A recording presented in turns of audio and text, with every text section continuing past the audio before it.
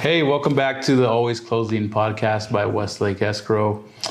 Today, I have a guest I've been looking forward to interview for a while. So to give you a little bit of a backstory, and I know I've mentioned this in previous episodes, we actually planned on starting this podcast a few years ago, which was March 2020, and Carlos here was our first person that we interviewed. First guinea pig. Yeah.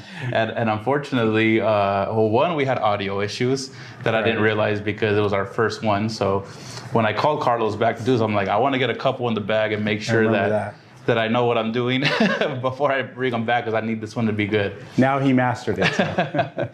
So welcome to episode 5. The other thing about the first one is that happened in March in 2020, and I'll get into that a little bit later, what we talked about, but it was right when the pandemic just pretty much started. So in addition to the first one not working out because of our audio issues, it also didn't work out because it was going to be really hard to go interview people with the whole situation that was developing, and we were like the very early days of that even going on. And I'll ask you about that too, because I want to see what your take was on kind of how that all panned out compared to what we thought, because this was right before it got bad. It was, I do recall that. That was right before all the mayhem. Yeah. So to give Carlos an introduction, we've worked with Carlos. I've known you for 15 years now, at least. And I know my mom, the owner of Westlake Escrow, even longer than that. Correct. So Carlos, we have worked together, through the good times, the bad times, the crazy markets. So one, thank you for your continued support of us at Westlake Escrow. Carlos helped me buy my first house. So, great investment, by the way. So. yeah, a couple of years ago, and it's paying off already. So, that was definitely a good investment. So welcome to the podcast again. And thanks for doing this. Appreciate it. Thank you for having me here. I look forward to many more podcasts to come, and many more interviews to come. So yeah.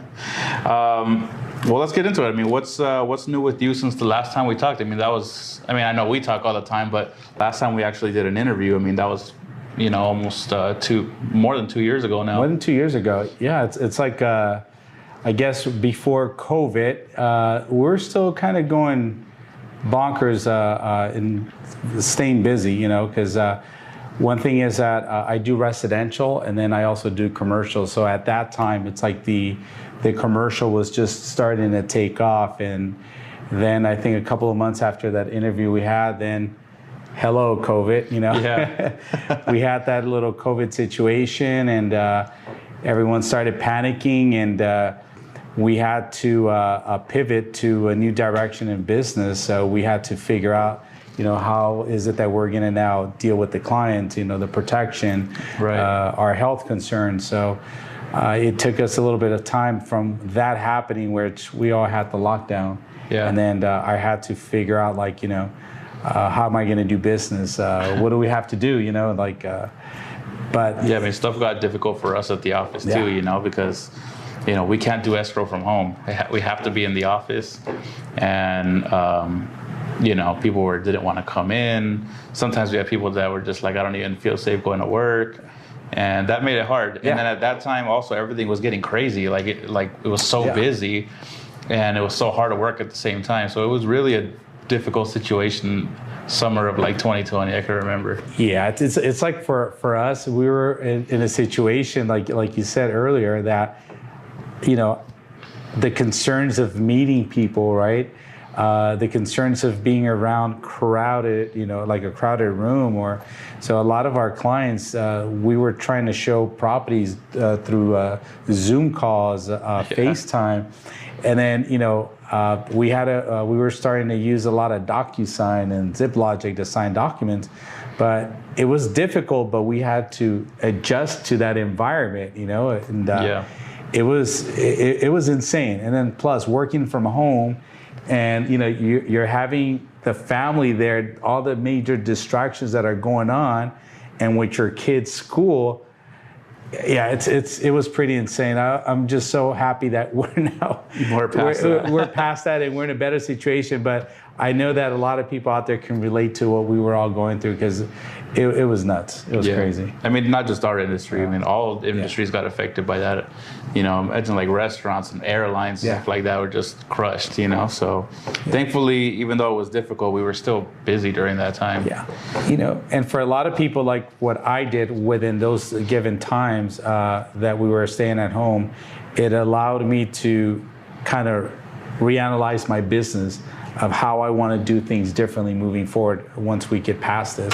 So it allowed me to restructure my business, create new goals, and create new systems, you know? Right. So that COVID situation allowed me to kind of use more digital platforms for me to be more efficient with my business. That's interesting. I mean, because we started doing that a lot at the Escrow company too. We even looked into maybe switching to a whole new platform that was completely digital, no more paperwork. And, you know, my mom and Trish and some other people they're a little more old school. They weren't ready to give up the paperwork yet, you know, but we're still thinking about actually doing that, you know, because it does make your life easier. No, it does. It's almost like saying the Fred Flintstones meet the George Jetsons, you know. Yeah. But it's like it allowed a lot of people to kind of use, you know, new platforms for, you know, for them to take advantage of doing more business. You know, that's the way I took it, where I had I've been using Zoom now more lately. I've been using Zoom for my property presentations. I've been using Zoom to go over disclosures where I don't have to drive miles to sit down with them here sign this document, this is what this means. So Zoom helped out a lot, you know, and of course DocuSign, and then of course the FaceTime and Zoom time for, you know, for real estate showings. But I think that in any business, we always have to kind of pivot to new technologies and better ways of doing business. Yeah, you talked about, you know, adjusting to these situations. And I think when I asked, you know, some of the questions I have for you are going to be similar to last time because that never went out. Yeah. But I did ask you, like, what do you think about this whole COVID situation coming up? And I think you said something like, you know what, like, I don't think it's going to be nothing much, just being overblown. And I asked you, do you think it's going to be comparable to like the 2008 crash or something that drastic? What do you think now that passed? I mean, and you know, when we go into those situations, what would be some advice maybe to other realtors or people in the industry to like how to navigate through that sort of situation? You know what actually allowed me to navigate to continue what I was doing during the COVID situations, it's more of a mindset. You have to stay positive and focus on your goals and your journey, because a lot of people that I've talked to that were affected by COVID, they just kind of shut themselves down mentally. You know, they put their own roadblocks, like, oh my God, I can't do this. Oh, you know what? I'm afraid to do this. So a lot of people were not thinking outside the box how to overcome those situations. So I had to make sure that I stayed positive, stayed on track for my goals, and made sure that I was looking out for my clients, myself, and my family, which I was putting them in you know, as part of my goals, you know, my path of success. So, you know, the one thing is that you just got to stay positive and focused and surround yourself around positive people, because I've noticed that a lot of people that actually got out of the business during COVID. Yeah, I was just going to mention that a lot of people checked out. They're like, oh no, you know, we're out. I mean, the real estate board had like a couple of thousands of agents that just decided, you know what, I'm done. I'm going back to go work at McDonald's or Kmart or whatever, right? But the people that stayed on, those were like what I call the warriors, you know, that they just stayed behind and just kept pushing. And just kept on pushing. And the thing is that, you know, a lot of people just gave up, you know, but I think that they were mentally already checked out because of all the craziness, you know. Right. Like going back in 2008, 2009 when the market crashed, I had a lot of friends that were realtors and they checked out because they couldn't handle it. So what I did was I kept on doing it. You know, I made sure that I kept your mom busy in the escrows. Yeah. I was just like networking with a lot of realtors. I did a lot of short sales. I was helping out clients with their refinances and purchases, but I just kept a positive mindset of just moving forward. You know, and that's the thing that I've noticed with a lot of agents. Sometimes they check out because they give up on themselves. Yeah. You know, that brings me to my next point. I remember when you were doing a lot of short sales back in those times. And do you see that happening again? I just saw a report that said 55% of Californians are scared about being able to pay their mortgage. And the way cost of everything is rising. Yeah. Do you see that happening again? The whole short sales coming back? I do. It's funny you brought that up because I just got my first short sale approval this past Friday. It's a couple that they just couldn't afford their mortgage anymore. They owed more than what it was worth. And we started on the short sale this past November, but there was a delay because the seller would take so long of providing us documents. So finally, this past Friday, we got the short sale approval, you know. Nice. But I have talked to other clients that I've received phone calls on that are having problems making their mortgage payments because of the COVID situation. A lot of clients decided to contact their banks like, hey, I can't afford to make my payments.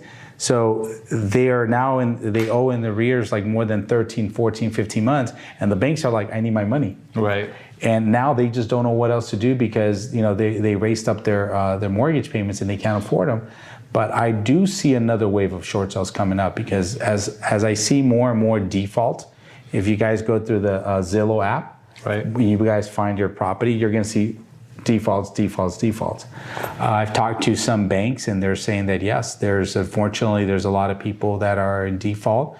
They would say like 30% of them have caught up, and the other 60% are still lingering there. They're struggling. Yeah, they're still struggling. Wow. But that's something to look out for, though. It's going to be another.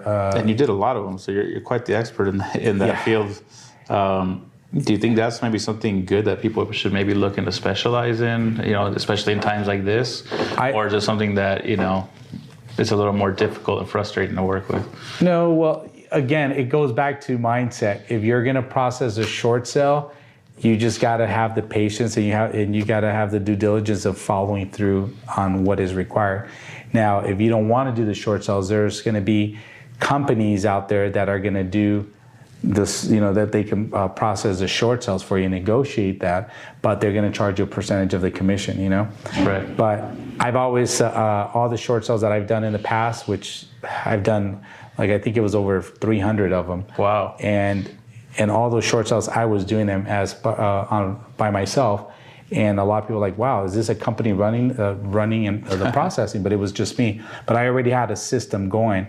But, you know, in today's market, I would really recommend for agents to actually get certified to do short sales because they're going to come back. Okay. The other thing I wanted to get into is, like, you know, they're starting to say that prices are starting to drop and level off a little bit. Are you seeing that, or is that just kind of rumor or hearsay? No. Because I haven't seen it, but. I just started seeing, matter of fact, earlier before we started the podcast, I have an investor who's looking to buy a fourplex. So 2 weeks ago, very limited inventory in Long Beach, San Pedro, and LA. So as of the past 3 days, the market has been now flooded with more fourplexes.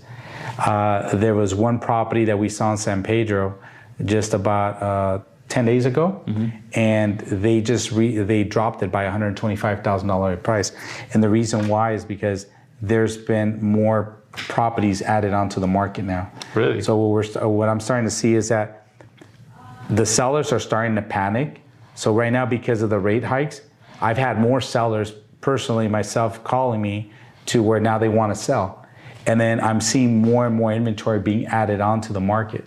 I think people are trying to like time the market, right? And they're like, all right, now that rates are going up, it's like, this is my chance, right? Because they're going to just probably level off or go down from here. I think what's going to happen is that now you're going to have that particular buyer that had so much money and that they were overbidding by 100,000, right, 50,000. So now that buyer is going to be like, let me just sit back and wait. or I'm going to time and just offer them full ask for maybe $5,000 or $10,000, or now you're going to have those buyers that can ask for closing costs, and the sellers might be more motivated. I'm like, hey, crap, here's a deal. I'll help you out with your closing costs. Right. Because right now there's more inventory, so now the sellers are going to start panicking. So right now I think it's going to go back into a buyer's market real soon. So all those buyers that have been struggling to buy, their time is coming up. Yeah, I've got like 12 buyers right now that we've been showing properties. Luckily, we just got 2 of them into escrow just last week, so we're down to 10 right now. Okay. What do you suggest to the buyers? Do you think it's they should sit back and wait for the right deal? Is right now the time to do it, or kind of just keep your eye open for what's out there? What I tell my buyers is, if you see the home you like, go for it. Because regardless, if you wait, that property's going to be gone. But right now, the buyers are being a little bit more cautious. But I've had buyers right now that are saying, "Hey, should we wait?" I go, "It's up to you. But if you do find the right house, go for it." Right. If it hits a 10 on your wish list, go for it. If it hits a 5 or 6, think about it and keep on looking. Yeah. So that's answering a couple of my questions already.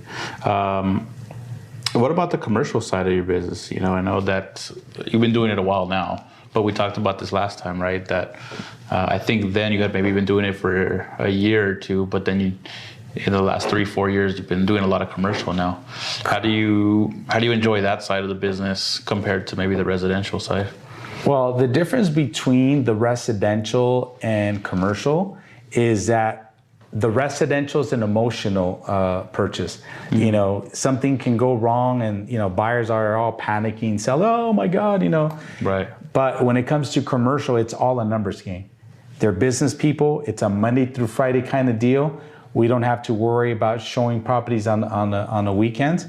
So it's a lot easier to work with buyers and sellers when it comes to commercial, because it's all strictly business. If the numbers make sense, let's make it happen. But when it comes to residential, you're dealing with a lot of emotions. Yeah, a lot of emotions. A $200 increase on escrow fees, they panic. Yeah. If the appraisal is going to cost you $500 now because it used to be $400, they panic. Right. Commercial, $3,000, $5,000 for appraisals, along with the environmental reports. You know what? They just go ahead. Just get it done, right? They just get it done. That makes sense. That's something for people to think about. Yeah, and I have a team that we created in regards to doing commercial. So we work with buyers and sellers, but even in that market, it's kind of crazy right now because we have a lot of buyers. I have $10 million buyers. I have $11 million buyers. I have $7 million and $3 million buyers, but we can't find inventory. That's how crazy it is. So right now we're working on trying to get listings. We've got people that are wanting to buy shopping centers, industrial warehouses, industrial lots, and we can't find anything. How do you go about, if someone wants to get onto the commercial side of things, how do you go about finding these sellers? I feel like the marketing might be a little bit different than residential sellers, or is it similar? Well, it's like if you're trying to look for commercial sellers, there's more work involved.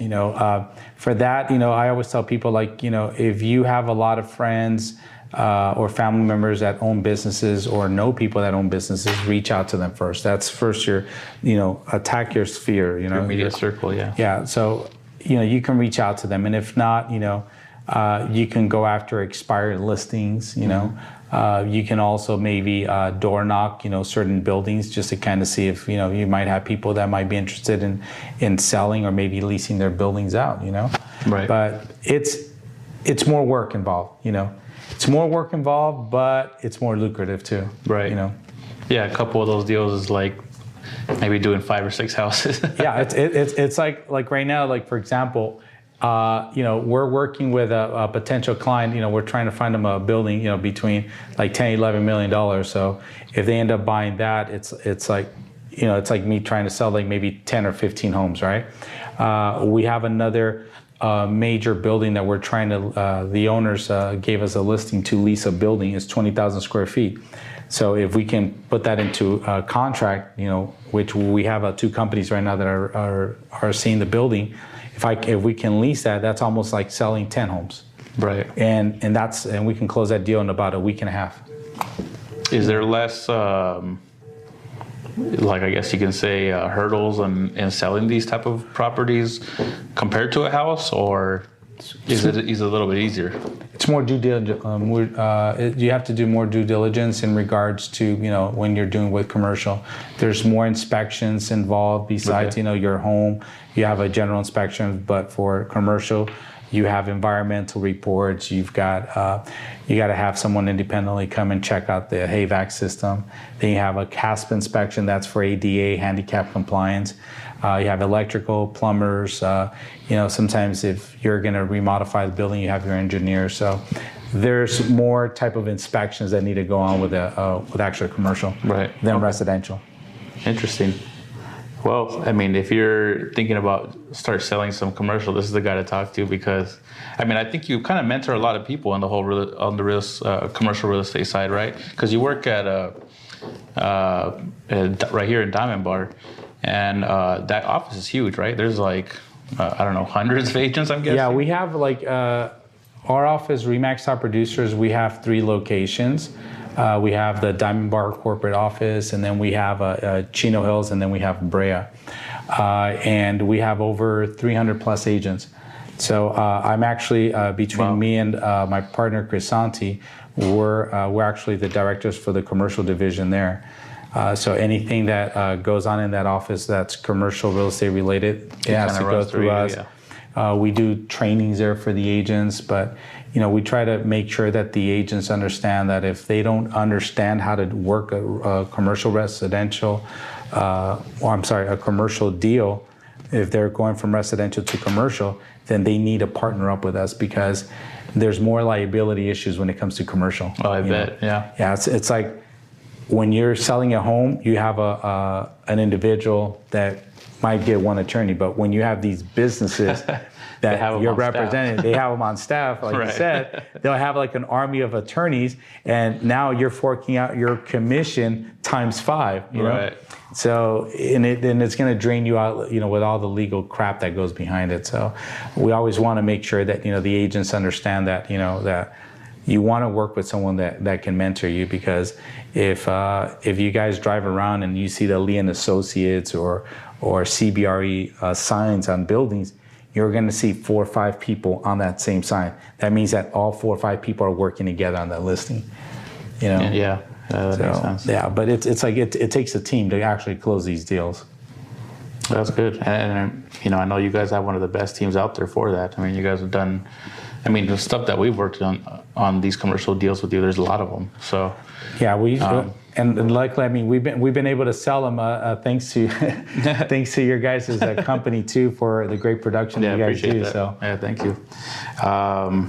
And we're doing another one tomorrow, right? Tomorrow, yep. Yeah, we're doing another one up in Anaheim. Okay. How about your San Diego side of the business? Are you still pretty involved down there? Are you going back and forth a lot like you used to? Yeah, no, I still do business out there. I have a lot of clients that actually call me to do business out there in San Diego, and it's kind of funny that when I plan to go to San Diego to spend time with the family, for some reason it's like, I don't know if there's an echo that goes out to San Diego. I get that random call like, hey, are you going to be in town tomorrow? I'm like, yeah. Right. Oh, come on over. We're planning of buying or selling this or doing that. So every time we go out there, I'm always having to work on a commercial or residential transaction. Yeah, it's funny that you say that, because I have a client, shout out to Christian, he was on our second episode. He's out in like the Coachella, Indio area. Okay. And he's very busy as well. So, I mean, I get a call from him like almost once a week, like, got a new one. I'm like, man, I'm driving out to Indio so often. I just need to get some more clients out there so I could just like, hey, I'm going in town this day. You have anything that we could work on? And now I'm starting to, so it's actually kind of cool that, I mean, it's far out, but when I have like a couple different people that are consistently getting new listings, I just try to bundle them up in one day, so I don't have to make constant trips out to the valley out there. Well, what's probably going to happen is pretty soon you're going to have to get a mobile office, get a driver. That way you just sit there in front of the computer. That's the goal one day. But for now, I'm putting a lot of miles, spending a lot of gas money right now. But hey, I mean, you got to get an take electric advantage car. when you can. I know. You get the Tesla like you. The thing is, I don't really have anywhere to charge it. So, I mean, unless they go to those, you know, they have Superchargers, yeah. Yeah, I think they have one by my house in the Brea Mall. I always see people lined up right there charging their cars. They're worth it. Yeah, I probably should. You know, besides that, I mean, you already answered most of my questions, but really, it's like, how do you have the time to do all this stuff? Because every time I talk to you, it's like, oh, I'm here, there, this and that, and you know, I feel like that gets kind of draining. So when people kind of get to your level, I mean, what's some tips and secrets that have kind of kept you motivated and not kind of overworking yourself? Well, you know, one of the things that I always try to make sure that I stay humble, right? You know, more importantly, and then always being there for my family. I mean, there's been times that, like you said, I'm all over the place. I mean, I have clients that from San Diego to Northern California. I do stuff in the West LA, Orange County. I'm all over because a lot of my clients are actually, you know, refer me business from all over. I get referrals even from realtors. Hey, sell my family's property. They don't want to do it. So I get a lot of referrals, and they're all over the place. So one thing for me, it's like I try to make sure I stay grounded to being, you know, calm, humble, and treat others the right way, right? But more importantly, it's like also the time. You know, I'm always having to manage the time wisely because I have to get home, and then, you know, I don't want to always constantly be working while I'm at home. You know, I want to spend time with my daughters and my wife. And when I do that and they go to sleep, I'm back at it at the computers. So there's, you know, even though like I have a technology background, I'm still using a lot of platforms. But even with the platforms that I'm using, I still don't have enough time. And, you know, and right now it's like, especially with the commercial team, we've already have a platform. We have an assistant. You know, I have a team of 2 other members, so they help me out with that load. And then for the residential, I'm mentoring 2 other agents right now, and, you know, plus the volume that I'm doing. Right. So I mean, it's ever since your mom opened up the escrow company, she's like, I still don't get it to this day how you managed to do things. So for me, it's like I have my circle of people that I always want to take care of because they've always been through with me for a long time, like whether it's my termite company, whether it's Westlake Escrow, I make sure that when I'm out there, I'm promoting them too. Not only do I promote my business, but I'm also promoting them because, you know, I'm the type of person that I'm always going to pay it forward, you know, and that's how I stay blessed on everything that I do. But I think that one of my enemies right now is just time. Yeah, yeah. It's actually just finding the time. I mean, I've taken classes to how to create time blocks, right? I used the app called Calendly, like, you know, that way that doesn't work because sometimes I'm adjusting appointments, you know, on the fly. So, you know, but it's like it's tough, you know, but I love it. You know, I love what I do. The passion that I have is to help others, you know, and to help out clients. So that's where I put more effort into that. And then I tell people my commission check is the last thing that I look at. Have you ever looked into, you know, like growing your personal team, like where, you know, you can delegate certain things to them, or are you the type of person that you kind of feel more comfortable just doing it on your own? Well, I've gone through 2 assistants already, you know. I've gone through 2 assistants, you know, it didn't work out. I did a virtual assistant as well too for like 7 months. Didn't work out. So right now it's like, you know, I've been trying to interview other people, but what I'm actually doing now is I'm kind of changing the way I'm going to do things, you know, where I'm either going to implement the systems and then have like 1 or 2 buyers agents under me. So that way they can just help me out with all my buyers. Because for me, I'm good at the listings. I'm good at presentations. So when I usually go out there, I get it done. So I think you were saying about the virtual assistant, right? That's where we had a little issue right there. Yeah. Virtual assistant, that didn't work out too. So you're still looking for more people that can maybe, you can delegate some work to. Yeah, because right now what I'm actually doing is that I'm creating a system where I can like delegate certain things. Like right now, like I have my transaction coordinator, so all the disclosure stuff, I just delegate over to her, and she gets, you know, everything done with my clients now. So the only things that I would probably have to delegate are, you know, very minimal. But, you know, a lot of the stuff now I'm doing, again, using Zoom to kind of meet with the clients and kind of go over certain scenarios and questions. I mean, that alone, will, especially in Southern California, will save you so much time because of traffic and stuff like that. Oh yeah, no, there's been moments that I would definitely set up a time on Zoom. Like I have an out-of-state client right now that they weren't able to come here to California, but we have a property for them in Escrow that they're purchasing. So I showed the property through Zoom time. They loved it. We got the offer accepted, and we did an inspection through Zoom. And now we're having to go over all the disclosures tomorrow through Zoom. Okay. So there's, you know, I'm kind of using a lot of those platforms to our advantage right now. Cool, cool. Any last tips, secrets, anything that you maybe want to, you know, the whole purpose of this podcast is to kind of help maybe new agents, new loan officers, people in the industry, from people that have been in it in a while and that have, you know, are quite successful in the industry. So maybe any new tips, ideas, things that you can share with somebody that is new to the industry? Well, one thing is that I would probably, you know, let all the new agents out there is like, you know, be patient, but more importantly, you got to be confident of what you're going to do and how you're going to do things, because, you know, you have to build up your confidence in this business, because when you're dealing with clients, whether it's a buyer or seller, if they see that you're not, they don't see you being confident about what you're doing, they're not going to want to deal with you. So, you know, when you walk into a room, you got to walk in and pretend, I mean, not pretending, but you have to be the lion. You got to walk in like a lion, not like a sheep, because then you have to believe it, right? And you have to believe it. Yeah, you have to believe it, because, you know, in our industry, it's a cutthroat business, but you have to make sure that, one, you have the confidence and then the knowledge, you know, because a lot of clients are going to be seeking information. So there's moments that, you know, I'm doing self-improvements, you know, I'm either reading books or reading up on certain topics. But, you know, for them, it's like they have to, one, be confident. Number two, dedicate time for self-improvement, you know. Right. That's what I mean, that's the best advice that I would give people, you know. And then not only that, but if you're going to do this, you know, maybe work with someone in your office that has a team, you know, learn from them. You know, you don't have to be working with them for so many years. Learn what they do, you know, look up top agents in your office or in your area so that you can look up to, you know, and then pick up a couple of the things that they do that you can tweak it and make it your own. So very good advice. You know.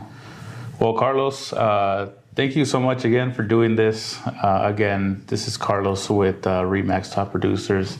Always one of the top producers in that office consistently. So very happy to have you again on the podcast.